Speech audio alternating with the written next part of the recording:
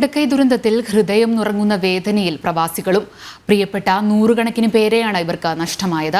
വേദനകൾക്കിടയിലും തങ്ങളുടെ നാടിനു വേണ്ടി സാധ്യമായതെല്ലാം ചെയ്യാനുള്ള തയ്യാറെടുപ്പിലാണ് ഇവർ.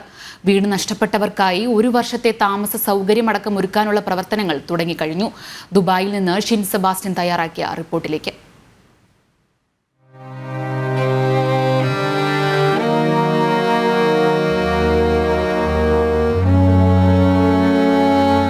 വയനാട് മുണ്ടക്കയിലുണ്ടായ ഉരുൾപൊട്ടലിൻ്റെ വേദനയിലാണ് ഒരു കൂട്ടം പ്രവാസികൾ. ഇവർക്ക് ഇവരുടെ പ്രിയപ്പെട്ട നിരവധി പേരെയാണ് ഉരുൾപൊട്ടലിൽ നഷ്ടമായത്.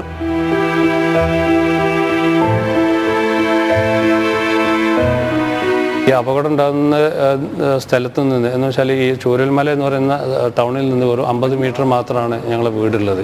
അപ്പോൾ ആ ഭാഗത്തേക്ക് ആദ്യ ചളിയും വെള്ളമൊക്കെ വന്ന് നിറഞ്ഞ സമയത്ത് എല്ലാവരും അലേർട്ടായി. ഞങ്ങൾ ഇവിടെ നിന്ന് കുടുംബത്തിനെ വിളിച്ച് മാറി താമസിക്കാൻ വേണ്ടി പറയുകയും ഒക്കെ എല്ലാം ചെയ്ത്. പക്ഷേ ഇത് അറിയാതെ ഉറങ്ങിക്കിടക്കുന്ന കുറേ ആളുകളാണ് തീർച്ചയായിട്ടും ഇതിൽ പെട്ടിട്ടുള്ളത്. അത് കുടുംബത്തിൽ 15 പേര് 14 പേരുള്ള കുടുംബം അങ്ങനെ തന്നെയാണ്. അഥവാ അതിലൊരാൾ പോലും ബാക്കിയാവാത്ത രൂപത്തിലാണ് ഇപ്പോൾ സംഭവിച്ചിട്ടുള്ളത്. അയൽവാസികൾക്ക് ഇന്ന ആൾ മിസ്സിങ് ആയിട്ടുണ്ട് എന്ന് പറയാൻ അയൽവാസികൾ പോലും ഇല്ല. അത്രയും അടുത്തടുത്തുള്ള വീടുകളെല്ലാം എല്ലാവരും പോയതുകൊണ്ട് ആരൊക്കെയാണ് മിസ്സായിട്ടുള്ളതെന്ന് ആർക്കും അറിയുന്നില്ല. ഇപ്പോൾ ഞങ്ങളത് ഫോളോ അപ്പ് ചെയ്തുകൊണ്ടിരിക്കുകയാണ്. നിലവിലെ അവിടുത്തെ കൺട്രോൾ സെൻറ്ററൊക്കെ ആയിട്ട് ബന്ധപ്പെട്ട് ഞങ്ങളുടെ ലിസ്റ്റിലും അവിടെ റെസിഡൻസ് അസോസിയേഷനിലൊക്കെ ലിസ്റ്റ് പ്രകാരം ഇന്ന കുടുംബമുണ്ട്, ഇന്ന ആളുകളുണ്ട് എന്നൊക്കെ. അപ്പോൾ അവർ ആ ലിസ്റ്റ് പ്രകാരം അന്വേഷിച്ചുകൊണ്ടിരിക്കുകയാണ്. ഏതെങ്കിലും ക്യാമ്പിൽ ഇവർ ജീവിച്ചിരിപ്പുണ്ടോ, അതല്ലെങ്കിൽ ബോഡി ഐഡൻറ്റിഫൈ ചെയ്തിട്ടുണ്ടോ എന്നൊക്കെ. പക്ഷേ നിലവിൽ ബോഡി പോലും ഐഡൻറ്റിഫൈ ചെയ്യാൻ പറ്റാത്ത കുറേ ബോഡി കിട്ടിയിട്ടുണ്ട്. അതൊക്കെ മേപ്പാടി CHCയിൽ ഇപ്പോൾ അവിടെ വെച്ചിട്ടുണ്ട്. അതുപോലെ വിംസ് ഹോസ്പിറ്റലിലും. അപ്പോൾ പലരുടെയും ഇപ്പോൾ ഇന്ന് ഞങ്ങളുടെ ഏറ്റവും പ്രിയപ്പെട്ട ഒരാളാണ് ശ്രീനിയേട്ടൻ. ശ്രീനിയേട്ടൻ്റെ ബോഡി കിട്ടിയപ്പോൾ അവരെ കയ്യിലൊരു മോതിരം മാത്രമാണുള്ളത്. ലത എന്ന് എഴുതിയിട്ടുള്ളൊരു മോതിരം. അത് വെച്ചിട്ടാണ് ശ്രീനിയേട്ടൻ്റെ ബോഡിയാണെന്ന് തിരിച്ചറിയുന്നത്.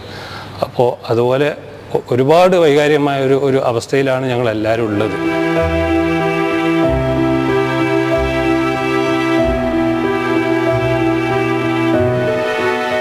ഒരുമിച്ച് പഠിച്ച് കടിച്ചു വളർന്നവരില്ലാത്ത നാട്ടിലേക്ക് എങ്ങനെ ഇനി തിരികെ എത്തുമെന്ന വേദനയിലാണിവർ.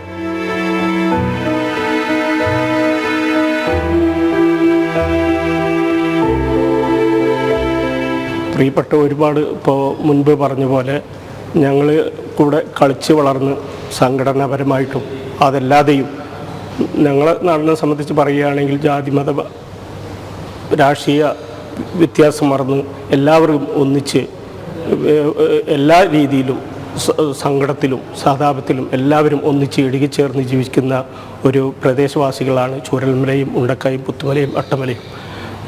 അപ്പോൾ അതുകൊണ്ട് അവർക്ക് എന്തെങ്കിലും സംഭവിക്കുക എന്ന് പറയുമ്പോൾ നമുക്ക് മാനസികമായി വളരെയധികം പ്രയാസമുണ്ട്.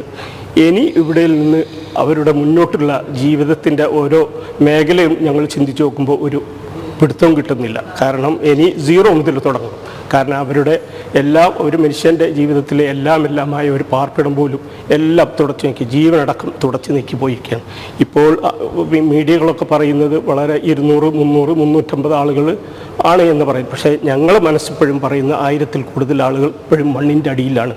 കാരണം അത്രയും ആളുകൾ ഈ 2 മണിക്കോ 3 മണിക്കോ ഉരുൾപൊട്ടലുണ്ടായപ്പോൾ എല്ലാവരും ഉറങ്ങിക്കിടക്കുന്ന സമയത്താണ് ഇത് സംഭവിച്ചത്.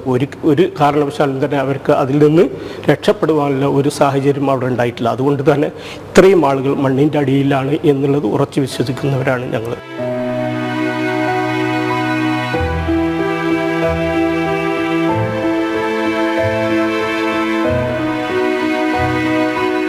ഉരുൾപൊട്ടലുകൾ വേദന സമ്മാനിക്കുകയാണ് പുത്തുമല ഉരുൾപൊട്ടൽ അതിജീവിച്ച ഫസലിന്. നമുക്ക് ഇങ്ങനെ പൊട്ടിയെന്ന് അറിഞ്ഞപ്പോൾ തന്നെ നമുക്ക് അതിൻ്റെ ഭീകരത മനസ്സിലാക്കാൻ പറ്റുന്നുണ്ട്. ഞങ്ങൾ ഇതേപോലെ അനുഭവിച്ചതാണ്. രാത്രി പൊട്ടിയപ്പോൾ ഓടി മലമുകളിലേക്ക് കയറുകയും ഓടി രക്ഷപ്പെട്ടവരുമാണ്. ഈ പറഞ്ഞ ചൂരൽമലയിലും മുണ്ടക്കായിലുമുള്ള ആളുകൾ തന്നെയാണ് നമുക്ക് ഓരോ കാര്യങ്ങൾ ചെയ്തു തന്നതും ഓടി നടന്നതും. ഭക്ഷണമാണെങ്കിലും വീട് എല്ലാ കാര്യങ്ങളും നമുക്ക് ചെയ്തു തന്നത് അവർ തന്നെയാണ്. നമ്മുടെ സഹോദരങ്ങളാണ്. തീർച്ചയായും നമുക്ക് അതിൻ്റെ ആ ഒരു അഗാധം നമുക്ക് മനസ്സിലാവും. പിന്നെ എൻ്റെ കൂടെ പഠിച്ച പലരും ഇതിൽപ്പെട്ടിട്ടുണ്ട്. കുടുംബം അവരെ ബോഡി കിട്ടിയിട്ടില്ല.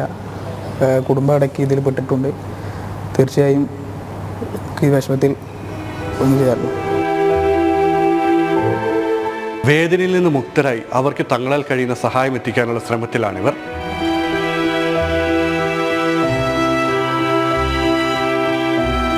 ഞങ്ങളിപ്പോൾ ഒരു GCC ലെവലിലും അതുപോലെ ഞങ്ങൾ NRIസിൻ്റെ കൂട്ടായ്മയിൽ ഞങ്ങളിങ്ങനെ സംവിധാനങ്ങൾ ചെയ്തുകൊണ്ടിരിക്കുന്നുണ്ട്. നേരത്തെ പുത്തുമലയിൽ സംഭവിച്ചപ്പോൾ എയ്ഡ് ഫൗണ്ടേഷൻ ഇന്ത്യ എന്ന് പറഞ്ഞിട്ട് ഞങ്ങൾക്കൊരു ഒരു NGO ഉണ്ട്.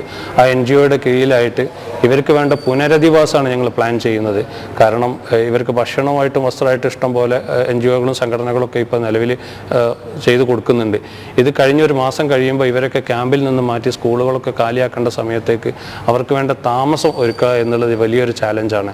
അപ്പോൾ അതാണ് ഇപ്പോൾ ഞങ്ങൾ മുന്നിൽ കണ്ടുകൊണ്ട് ഞങ്ങൾ പ്ലാൻ ചെയ്യുന്നത്. അതിന് വേണ്ട ഫണ്ടോ അല്ലെങ്കിൽ മറ്റുള്ള ഏതെല്ലാം വിധത്തിലുള്ള സഹായങ്ങളൊക്കെ ഞങ്ങൾ UAE ലെവലിൽ ഞങ്ങൾ കോർഡിനേറ്റ് ചെയ്തുകൊണ്ടിരിക്കുന്നുണ്ട്. അപ്പോൾ അതുമായി സഹകരിക്കാൻ കഴിയുന്ന ആളുകളുടെ എല്ലാവരെയും സഹകരണം ഞങ്ങൾ ആവശ്യപ്പെടുകയാണ്.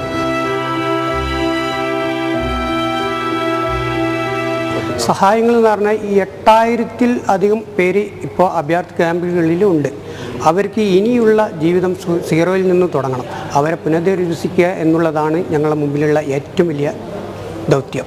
അതിന് എല്ലാ സംഘടനകളും എല്ലാ രാഷ്ട്രീയ പ്രവർത്തകരും അതുപോലെ തന്നെ സർക്കാർ ഭാഗത്തിൽ നിന്നുള്ള എല്ലാ സഹായങ്ങളും അവർക്ക് നൽകണമെന്നാണ് ഞങ്ങൾക്ക് പറയാനുള്ളത്.